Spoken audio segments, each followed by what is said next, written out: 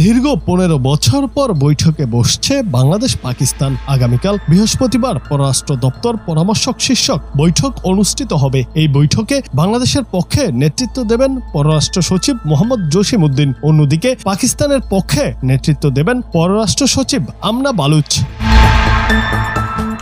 মঙ্গলবার পররাষ্ট্র মন্ত্রণালয়ের একজন ঊর্ধ্বতন কর্মকর্তা জানিয়েছেন, দীর্ঘদিন পর হতে যাওয়া বাংলাদেশ পাকিস্তান ওএফওসি বৈঠক পাকিস্তানের পক্ষ থেকে দেশটির পররাষ্ট্র সচিব আমনা বালুচ প্রতিনিধি দলের নেতৃত্ব দিতে বুধবার ঢাকায় আসছেন।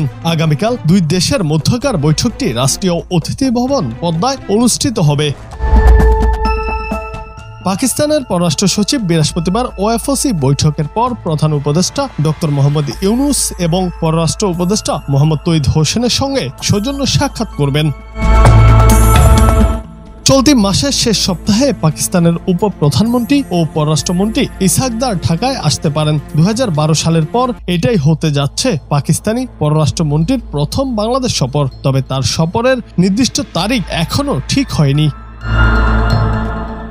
বাংলাদেশ ও পাকিস্তানের মধ্যে সর্বশেষ ওএফওসি বৈঠক হয়েছিল 2010 সালে। দীর্ঘ বিরতির পর এবার আবারও সেই আলোচনা টেবিলে বসতে যাচ্ছে দুই দেশ।